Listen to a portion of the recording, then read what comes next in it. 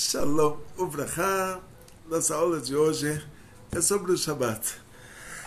Nossa Parashá conta, no final da Parashá conta sobre o Shabbat.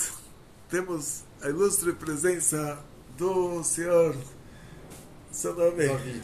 David Sinder, Lieberman Sinder. Isso. E do nosso 9 vezes campeão mundial de kickbox. Isso aí, Rabino. Está na Wikipédia. Shalom Uvrahá. Sérgio Batarelli, querida esposa Hannah, querido filho Shmuel, o nosso construtor do segundo piso da nossa ONG, com o sócio que é o filho. Eles abriram uma empresa juntos de móveis de cozinha de luxo e futuramente vão ficar muito ricos, que aqui em São Paulo ninguém quer ser marceneiro. E aí vocês vindo para cá, sendo marceneiros aqui, vocês vão ficar muito ricos. Aqui todo mundo quer ser arquiteto. Ele se torna um arquiteto, fala, agora eu preciso de um marceneiro para fazer isso na prática. E não tem marceneiros, que os paulistas já estudaram na universidade e já não querem mais colocar a mão no serrote. De qualquer maneira, nossa aula de hoje é sobre Shabbat. O Shabbat é uma coisa tão importante, mas tão importante no judaísmo, que está escrito que quem guarda o Shabbat é como se ele guardasse toda a Torá. E quem profana o Shabbat é como se ele profanasse toda a Torá. Qual a intenção? Por que isso? Porque quando a gente está guardando o Shabbat, é um assunto totalmente 100% espiritual. Não tem nada a ver com o negócio material. Ou seja, é proibido no Shabbat trabalhar. O que é trabalho em relação ao Shabbat? Você convidou 20 pessoas para comer na sua casa. Então tem 20 pratos para lavar, 20 colheres, 20 garfos, 20 facas, ainda que a gente não use o mesmo prato para carne e para peixe. Então já são 40 pratos. Ainda tem mais 20 copos. Depois tem sobremesa. Então mais 20 pratos, já são 60 pratos. Em casa, no Shabbat, quem lava a louça sou eu. Vocês estão conhecendo o lavador de louças do Shabbat?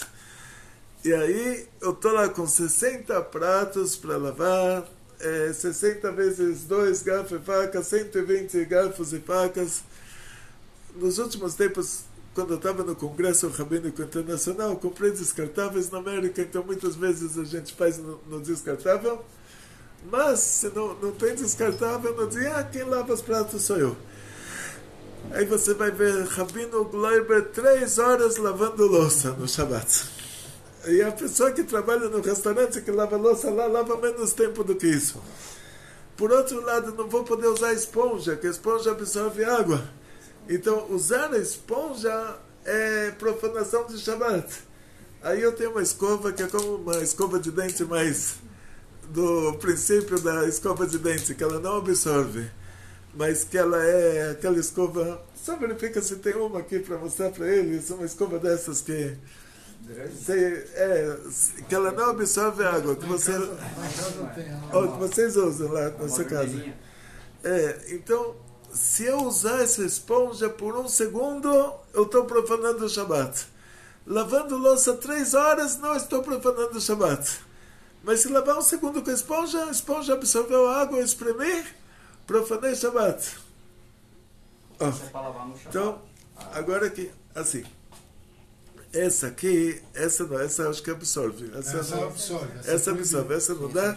Essa aqui foi comprada em Israel, é plástico, né, neoprene, então ela não absorve.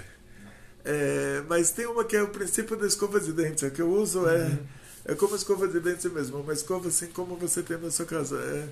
É uma que elas são fios de plástico, assim, que não absorve mesmo. Essa de Israel, patenteada, tudo, não tem problema também. Mas a nossa aqui é melhor. Então, pode levar de volta. De qualquer maneira, e a gente vê que o Shabbat é uma coisa espiritual. E qual o motivo que a gente tem que guardar o Shabbat? Está escrito que Deus criou o mundo em 6 dias. E no 7º dia, Ele não criou nada. Ou seja, 6 dias Deus criou o mundo. Shmuel, Deus criou o mundo em 6 dias. Você não acha isso um absurdo? Me fala. Você não acha um absurdo? Ele podia ter criado em 1 segundo. Quer dizer, Deus precisa de 6 dias para criar o mundo? Ele podia ter criado em 1 segundo, não precisava criar em 6 dias. Então vamos por trás dos bastidores da criação do mundo. Lá em cima tem 10 sefirot. Por causa dessas 10 sefirot, que são 10 emanações, 10 tipos de revelação divina totalmente diferentes um do outro, quando nós chegamos no nosso nível de criação do mundo, o mundo vai ser criado por meio de 10 pronunciamentos divinos. Nós vamos receber depois 10 mandamentos no Monte Sinai. Agora a criação do mundo começa numa etapa das Sefirot. As Sefirot são divididas em 3 grupos.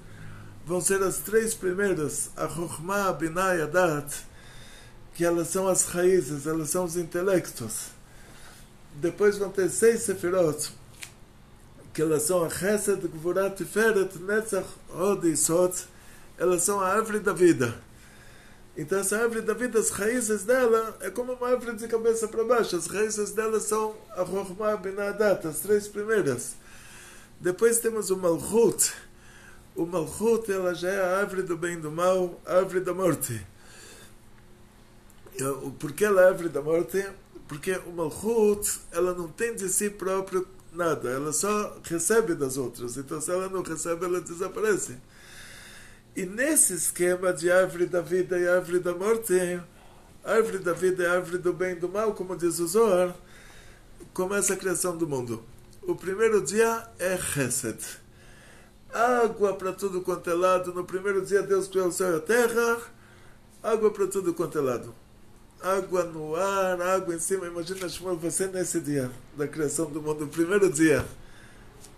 Você não ia conseguir respirar. Água para tudo quanto é lado. Segundo dia, o que Deus criou? Só Shmuel vai responder. O que Deus criou no segundo dia? Vamos lá, pegadinha. O que Deus criou no segundo dia? Me pega com a mão, o que Deus criou no segundo dia? Não foi o firmamento? Então, quer dizer, o firmamento ele já criou o céu e a terra, ele já criou no primeiro dia. Então, segundo dia, Deus separou.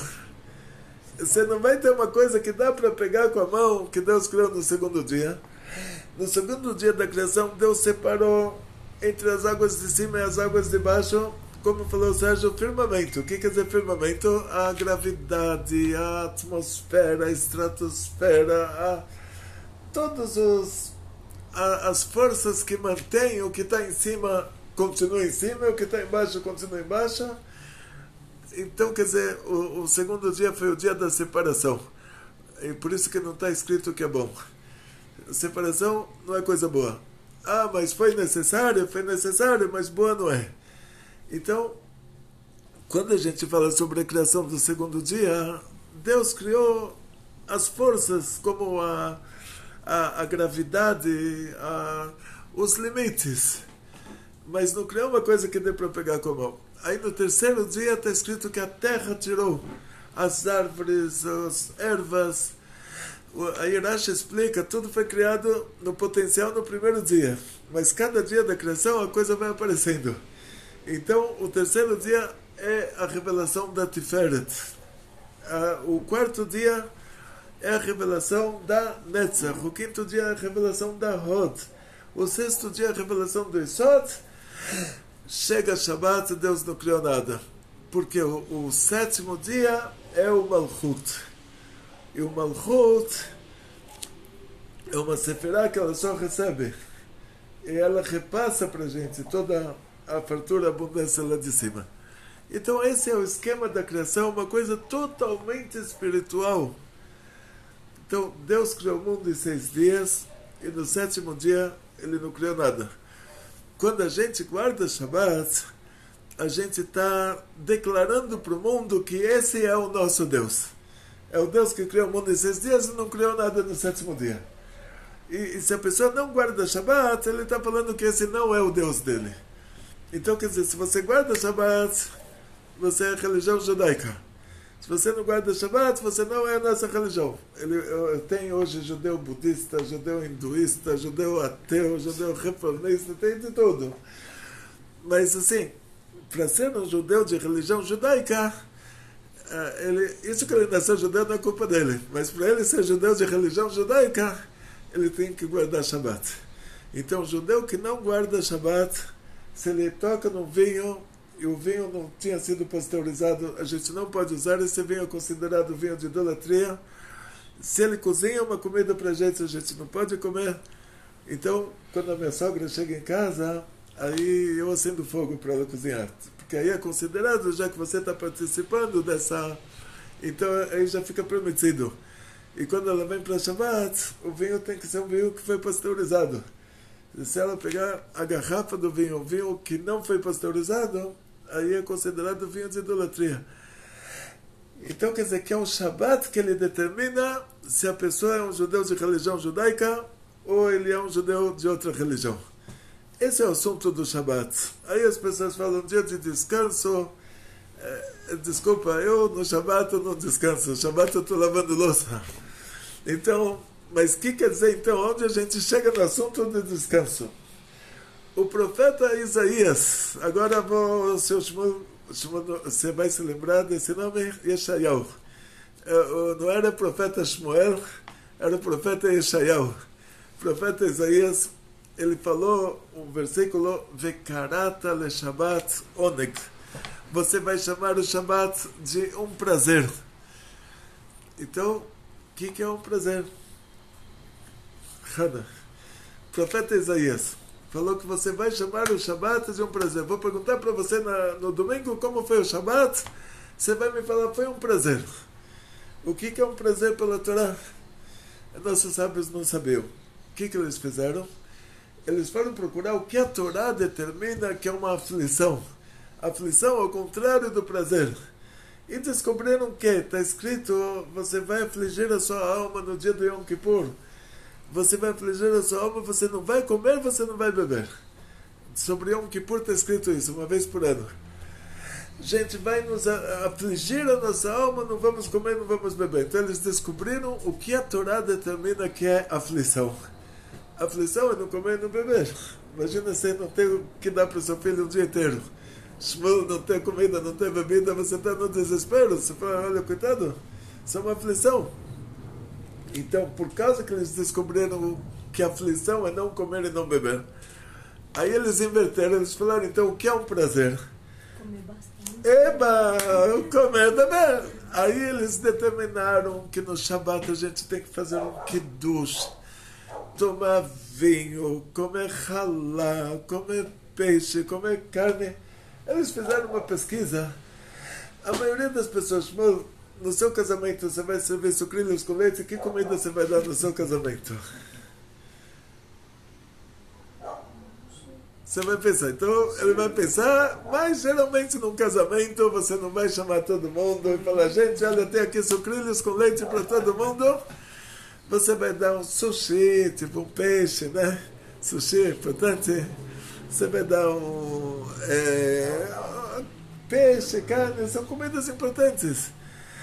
Então nossos sábios falaram isso, que o profeta Isaías falou que você tem que chamar o Shabbat de um prazer, e a maioria das pessoas tem prazer quando eles bebem vinho, quando eles comem peixe, comem carne. Então eles determinaram que no Shabbat a gente vai fazer um kiddush, vamos comer bem, vamos tomar vinho, comer peixe, comer carne. Esse é o lado importante do Shabbat. O Shabbat tem que ser um prazer. Junto com isso, tem um lado espiritual do Shabbat. Então, não pode ser feito o trabalho. Porque aí a gente sincroniza com a Sefirot lá em cima. Tudo que a gente está fazendo aqui embaixo está sincronizado com o mundo de cima. Dá um exemplo para vocês. As 10 pragas no Egito. Shmuel, você se lembra das 10 pragas que Deus deu no Egito? Qual que era a primeira praga?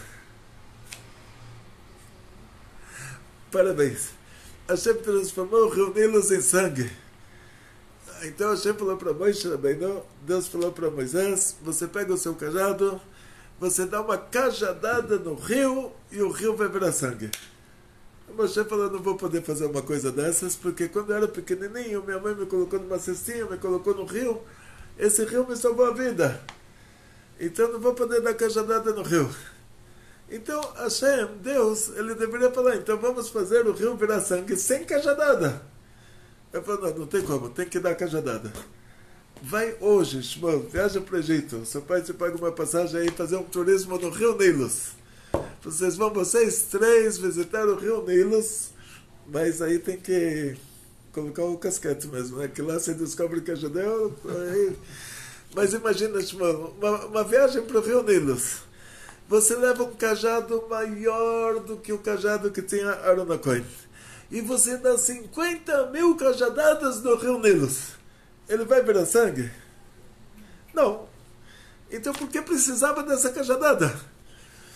Aí, detalhe, Hashem falou para Moshe, você não vai poder dar a cajadada, mas vai precisar da cajadada. Então fala para o seu irmão, para Aaron, para ele dar a cajadada. Alguém tinha que dar a cajadada, senão o rio não ia virar sangue. Então, Moshe falou para Aaron, dá a cajadada no rio, Aaron deu a cajadada, o rio virou sangue. Então a gente entende daqui que quando existe uma sincronização lá em cima, para que isso aconteça aqui embaixo, nós temos que dar a cajadada. E a cajadada do Shabbat, para trazer a revelação do Malchut aqui embaixo, é que a gente vai beber o vinho, nós vamos comer as halot, nós vamos comer uma comida boa e nós vamos fazer por meio disso a sincronização entre o Malchut e esse mundo, e por meio do Malchut a gente recebe toda a fartura nesse mundo. Então, o Zer Ampin, que é a Chesed Gvurat Tiferet Netzach Hod Yesod, por meio do Yesod é repassada para o Malchut toda a fartura de uma maneira espiritual, e ela se materializa por meio do Malchut. Então, tudo que você vai receber no meio da semana, quanto você vai vender de salgadinhos, quantas lutas você vai ganhar, quantos clientes, pacientes você vai ter, e quantos móveis vai encomendar com o senhor, quantas coisas, quantos standards e tudo mais que vocês vão fazer, os módulos, e tudo isso vai depender do Shabbat. Quer dizer, no Shabbat você vai fazer a sincronização. E por outro lado, se a gente profana o Shabbat, o Malchut é a árvore do bem e do mal. Ele tem um lado muito bom e ele tem um lado muito ruim. Então, se a gente profana o Shabbat, a gente causa uma tragédia. Deus me livre. Então, várias vezes Hashem nos protege dessa tragédia. Nos protege, mas essa proteção, ela é simplesmente assim, está adiando o problema. Para que a gente possa consertar a tempo. Mas se você quer receber a sua vitalidade do lado bom, a gente tem que dar a cajadada certa, na hora certa, ou seja, 6 dias a gente vai trabalhar, no 7º dia, Shabbat, a gente não vai fazer trabalhos. Depois que Hashem nos deu o mandamento do Shabbat, ele nos deu o mandamento de construir o Mishkan, para mostrar que está escrito sobre o Shabbat, Lo tasu kol melachá, não faça toda melachá. Tem 2 sinônimos de trabalho em hebraico. Ou se estudar no Pérez, se estudar hebraico, então tem avodá e melachá. Avodá é trabalho. Por que não está escrito avodá, está escrito melachá? É um sinônimo de trabalho. Então, quando a Torá fala, quando Hashem comunica para Moshe sobre os 39 trabalhos do Mishkan, ele usa essa palavra melachá. Quando Hashem fala para a gente guardar o Shabbat, é usada a palavra melachá, nos ensinando que os únicos trabalhos proibidos no Shabbat são os 39 trabalhos que por meio deles foi construído o Mishkan. O Mishkan, o templo móvel do deserto. Então, quer dizer, eu posso lavar louça, mas não posso usar esponja. Lavei louça 3 horas, não estou fazendo trabalho. usei a esponja um segundo, espremi a esponja, estou fazendo o trabalho. Então quer dizer que não está dependendo, não é esse conceito de trabalho. No Brasil, que você fala, trabalhar é trabalhar duro. Se você trabalhou mole, não é trabalho. Não é esse conceito. O conceito é um conceito espiritual. Aqueles 39 trabalhos proibidos de se fazer o Mishkan, eles são proibidos, porque é a cajadada que vai quebrar essa sincronização. Se a gente faz um desses 39 trabalhos, a gente está quebrando a sincronização entre o Malchut e o mundo. A gente está fazendo a Rússia ficar forte e a Ucrânia perder a guerra, vamos dizer assim. Num conceito, tipo assim, a gente está repassando a vitalidade lá de cima para o lado ruim. Eu usei isso como só exemplo, tá? Não, nada contra. Tem judeus na Rússia e judeus na Ucrânia, quer dizer, não. E os goyim de lá são os antissemitas tanto na Rússia quanto na Ucrânia. O Putin quer tirar os nazistas da Ucrânia, os russos não são menos nazistas do que os ucranianos, quer dizer, não, nada assim, mas é só como exemplo. Tipo, a gente está trazendo a vitalidade pro lado ruim, Deus me livre. Então o Shabbat é um conceito espiritual. O Shabbat não é um dia de descanso. O descanso é por causa que o profeta Isaías falou: você tem que chamar o Shabbat de um prazer. E a pessoa tem um prazer em descansar, a pessoa tem um prazer em comer, a pessoa tem um prazer em beber. Mas não é que o Shabbat vai ser um dia de descanso. Você pode estudar a Torá o Shabbat inteiro. Chega de noite, faz Avdalá, dorme de tanta Torá que você estudou. Não é obrigado a dormir no Shabbat, mas é obrigado a ter um prazer. Tem pessoas que têm um prazer em estudar a Torá, outros têm um prazer em dormir um pouquinho. Então, em outras palavras, que só para... o Shabbat é um assunto totalmente espiritual. Por isso, a pessoa que guarda Shabbat é considerado que ele é da religião judaica. A pessoa que profana Shabbat, ele é comparado a alguém de outra religião. Em relação ao vinho que ele faz, em relação à comida que ele cozinha. Agora vamos entrar no detalhe mais interessante, mais profundo. Estamos falando sobre Shabbat de uma maneira bem genérica. Eu pergunto para uma pessoa na rua, falo para ele, traduz aí no seu Google Translator, 7º dia, sábado, quando vai começar esse sábado? Aí vai falar, claro, vai começar sexta-feira, meia-noite, né? Que muda de dia. No judaísmo não é assim. Está escrito, e foi a noite, foi o dia do primeiro dia. Depois eu vou fazer perguntas no final da aula, tá? Então foi a noite, foi o dia do primeiro dia. O que quer dizer? O primeiro dia, quando Deus fez o primeiro dia, primeiro Deus fez a noite, depois Deus fez o dia. Não tinha sol, não tinha lua, não tinha estrelas, mas assim já existia um assunto espiritual. Deus, ele criou uma luz, que essa luz dos 7 dias, ela está guardada lá no mundo de cima para os tzadikim, para usufruírem desse mundo aqui no futuro. Quer dizer, Hashem vai nos trazer essa luz de volta para cá no futuro. Uma luz que você enxerga por meio dela de ponta a ponta. Você olha para baixo e você vê o que está acontecendo no Japão. Essa luz dos 7 dias, quer dizer, aonde está a noite então? No primeiro dia não tinha sol, não tinha lua, não tinha estrelas, mas o lado espiritual que determina que a noite já foi criado. O lado espiritual que determina que a dia já foi criado. Todo o assunto por trás dos bastidores já aconteceu naquela hora. Então a gente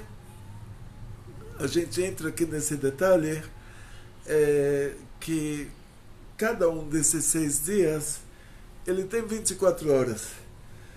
Ou seja, Deus fez o mundo em 6 dias, pediu para a gente guardar o Shabbat, que é o 7º dia. O Shabbat tem 24 horas.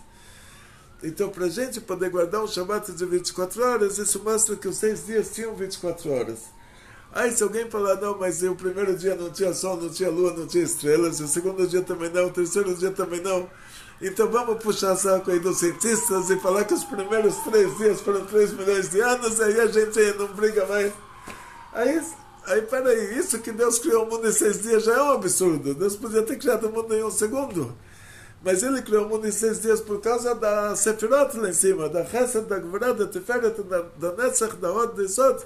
Mas Deus não é um Deus europeu aí que você prega ele na parede, fica sangrando e coloca assim na altura do... Você vê na guerra da Ucrânia, lá, aqueles deuses que eles têm as estátuas, né? A mulher lá rezando para um monte de estátuas e aí ela coloca já não vai colocar na altura dela, coloca um pouquinho mais baixa, quer dizer, o europeu lá ele decide o tamanho de Deus e onde ele vai pregar o Deus, e onde vai ficar sangrando lá na mão do Deus, é um absurdo assim.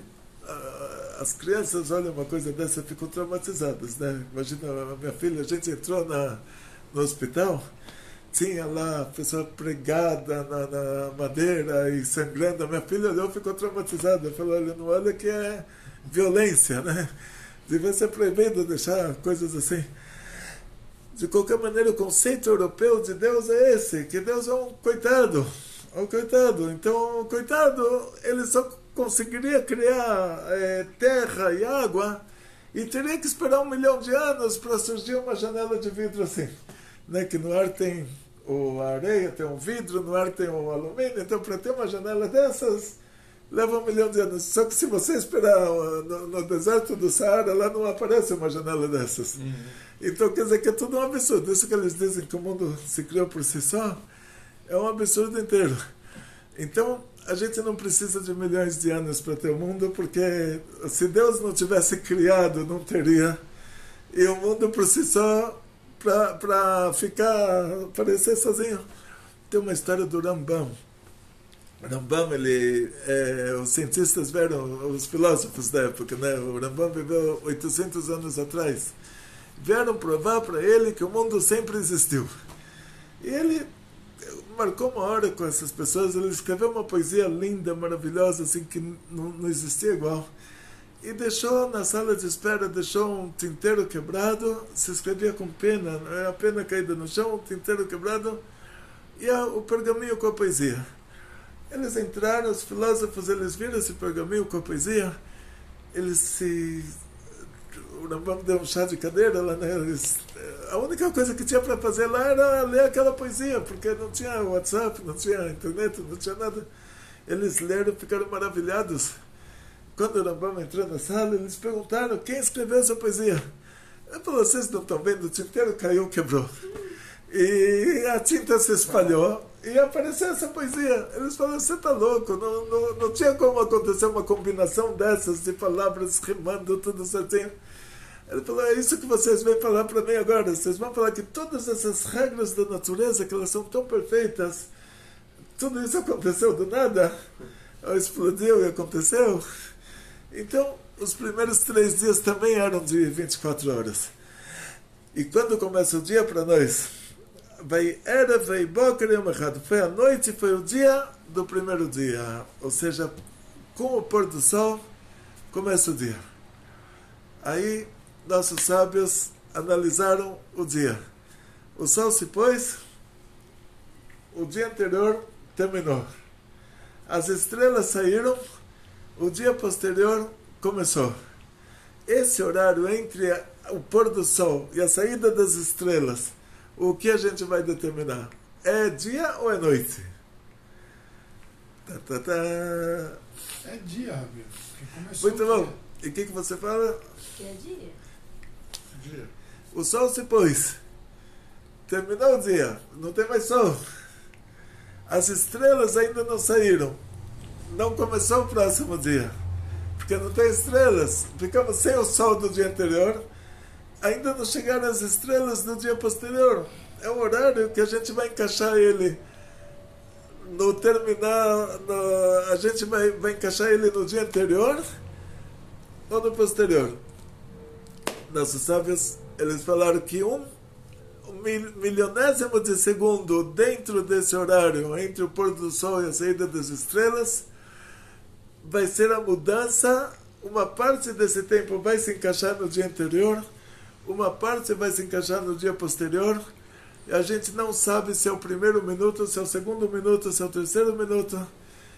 esse espaço de tempo ficou em dúvida. Quando tem o mandamento da Torá, qualquer dúvida em relação ao mandamento da Torá, o que a gente faz? Tem que rigorar.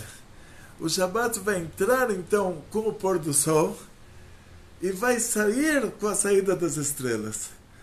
A gente não vai falar assim, da mesma maneira que a sexta-feira terminou no pôr do sol, o sábado vai terminar no pôr do sol. Porque talvez o dia termine na saída das estrelas. A gente não vai falar por causa que o Shabat saiu na saída das estrelas, então ele vai começar na saída das estrelas. Porque talvez o dia comece no pôr do sol. Por isso que as mulheres elas vão acender as velas antes do pôr do sol e o marido vai fazer a Havdalah depois da saída das estrelas. A gente vai pegar esse espaço de tempo entre o pôr do sol e a saída das estrelas, nós vamos, na dúvida, vai ter dúvida na entrada e dúvida na saída. Então a gente vai rigorar dos dois lados. E agora uma historinha da Adão e Eva. Adão e Eva, vocês já ouviram falar?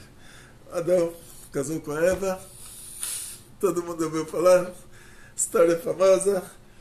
E tinha lá a árvore do conhecimento do bem e do mal. Essa árvore estava sincronizada com o Malchut. Então, Deus criou o mundo em 6 dias. Cada coisa aqui nesse mundo tem uma sincronização. Então, a água, que foi a criação do primeiro dia, está sincronizada com a Chesed.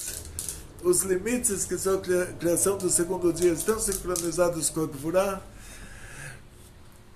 A árvore do bem e do mal era a sincronização do Malchut, mas o Malchut ele tem um lado muito bom e ele tem um lado muito ruim, porque ele repassa entre o lado da santidade e ele repassa a cota que o lado impuro vai receber também. Então, vamos precisar de uma aula inteira sobre esse assunto, como ele funciona, mas aquela árvore do bem e do mal estava sincronizada com uma coisa chamada Klipat Noga, que é um nível de Klipá que ele tem um lado bom e um lado ruim. Então, dizem nossos sábios, eles começam a discutir o que era a árvore do bem e do mal. Hana, qual a sua opinião? A árvore do bem e do mal, que a Eva pegou a fruta e deu para Adão, na sua opinião, o que era? Eu acho que era uva. Muito bom, parabéns, parabéns. Sérgio? Rabino, faz o sentido de ser uva porque eles se cobriram com folha da parreira. Então, parabéns. Sinal que tinha uma parabéns. David. Eu vou ter que ir com a uva aqui, que treinar os pés está certo, mas a história que eu conheci foi com a maçã, né? A maçã é fruta europeia. Mas então a maçã quando Deus criou o mundo, criou todas as árvores, todas as frutas, tudo. Aí tinha essa história muito, muito interessante. Como a gente chega, porque os países europeus eles usaram a maçã como exemplo, né? Na Europa não tinha muita variedade de frutas. Então a maçã era tipo a fruta doce que tinha lá. Aí eles inventaram a história da maçã. Mas dizem nossos sábios que essa árvore do conhecimento do bem e do mal poderia ser a uva, poderia ser um trigo, que esse trigo ele era do tamanho de um coqueiro. Então, a gente vai fazer kiddush antes do Shabat, para mostrar que essa fruta seria permitida no Shabat. A gente vai comer as halot também. E isso a gente vai, as halot, que é o pão do Shabat, a gente vai comer tanto beber o vinho, quanto comer as halot, para mostrar que a gente está consertando por meio do Shabat o fato deles terem comido aquela fruta proibida e misturado no mundo espiritual do nosso nível, rebaixando a gente para um nível de Klipat Noga, um nível espiritual onde o bem e o mal são misturados. Agora, continuação. Deus tinha criado aquela luz dos 7 dias que você via o mundo de ponta a ponta. Aí a Eva, o que ela fez? Deu a fruta para o Adão, né? Aí na hora que ele comeu aquela fruta, aquela luz desapareceu do mundo. O profeta Israel, ele fala que a gente tem que chamar o Shabat de um prazer. Imagina, você vai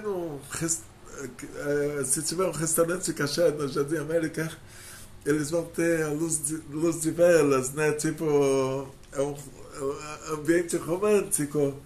Você entra num restaurante de alto luxo, eles têm luz de velas, aí você vai perguntar, pera, mas vocês não têm dinheiro para eletricidade? Tem, mas a luz de velas é um ambiente mais romântico, né? Mas imagina se tivesse totalmente escuro. Seria um prazer? Seria uma tragédia, né? Imagina você, Rana, você servir para o seu marido uma sopa e está totalmente escuro. Você podia cair com a sopa. Então, uma das coisas que nossos sábios decretaram para que você possa chamar o Shabat de um prazer, tem que ter luz. E quem vai acender a luz? O Adão ou a Eva? Por quê? Porque ela, na hora que ela deu a fruta para o marido dela, ela tirou a luz do mundo. Por causa disso, ela tinha que acender a vela. E a Eva, ela se reencarna como a Sara. O Adão se reencarna como Abraão. E aí a Sara, ela acendia a vela dela ficava acesa de Erev Shabbat para Erev Shabbat. Ficava a semana inteira acesa, acontecia lá um milagre muito grande. Então nós temos coisas assim no Shabbat, que mesmo que elas têm, que a nossa obrigação é fazer isso por motivo de chamar o Shabbat de um prazer, mas elas têm um lado espiritual, a sincronização espiritual delas. Então, se o Shabbat tem que ser um prazer, então tem que ter luz, porque o marido não vai acender a luz. E se o Shabbat tem que ser um prazer, tem que fazer um kiddush, tomar vinho, porque a mulher não faz o kiddush? Aí a gente entra nas funções lá do Adão e da Eva, quem causou o quê? E aí a mulher tirou a luz do mundo, então ela acende a luz. O marido comeu a fruta proibida, então ele tem que fazer o kiddush com vinho e fazer o moitzi com as halotes para consertar isso.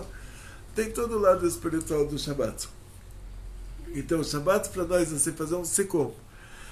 Rana, que horas você acende as velas? Você vê que o sol está se pondo e você acende, ou você acende 18 minutos antes? Quantas pontas? 18 minutos antes, né? Por que a gente acende 18 minutos antes? A tradição. É permitido acender as velas até o pôr do sol. Quer dizer, na hora que o sol se pôs, você já não pode mais acender fogo. Um dos trabalhos proibidos no Shabbat é acender fogo no Shabbat. A gente não pode acender fogo de sábado. Você tem que deixar o fogo aceso antes. Aqui tem a plata. Você sabe onde está a plata? Eu vou mostrar para você se ele descobre onde está a... Deixou só aquela com gás que coloca em cima da chapa do gás. Isso mesmo, traz essa. Vamos mostrar aqui. Vamos mostrar aqui. Olha, você é muito inteligente, menino. Uau, olha o que ele trouxe pra gente. Essa chapa, você vai numa loja de calhas, você pede, leva a medida do seu fogão, pede para ele dobrar na frente, aí você vai colocar em cima do fogão na sexta-feira, um sistema dessas. Se não tem loja de calha aí, consegue no internet o endereço da loja de calhas, e aí a pessoa da loja de calhas, você fala que você quer o alumínio mais forte. Aí ele vai fazer com esse alumínio. E fala para ele dobrar as extremidades. Tá vendo? Aqui tem dobrinhas. E aí você vai colocar em cima do fogão antes de acender as velas. E Hana, antes de acender as velas, você coloca a plata em cima do fogão. Então você vai para a loja de calhas, pede para mede o fogão, mede os botões também, que os botões têm que estar cobertos. Fala para fazer dobrinha aqui para o Shmuel não se machucar. E aí você vai colocar isso em cima do fogão, acender o gás no mais baixo e colocar a panela em cima. E aí, depois disso, você vai acender as velas. Aí você já vai ter o fogo para a comida já aceso antecipadamente. Só vai desligar depois que sair o Shabbat. E aí a comida que já está cozida antecipadamente fica em cima dessa plata. Você vai ter que fazer experiências assim no meio da semana para ver se não vai queimar, porque se fica quente, mas não fica quente o suficiente, a comida estraga. Você acorda de manhã, está cheio de borbulhando assim. se fica mais quente do que precisa, ela seca. Então tem que deixar quente certinho. Aí você vai aprendendo, vai fazendo testes, assim, colocando a panela num lugar, no outro, e vai fazendo testes para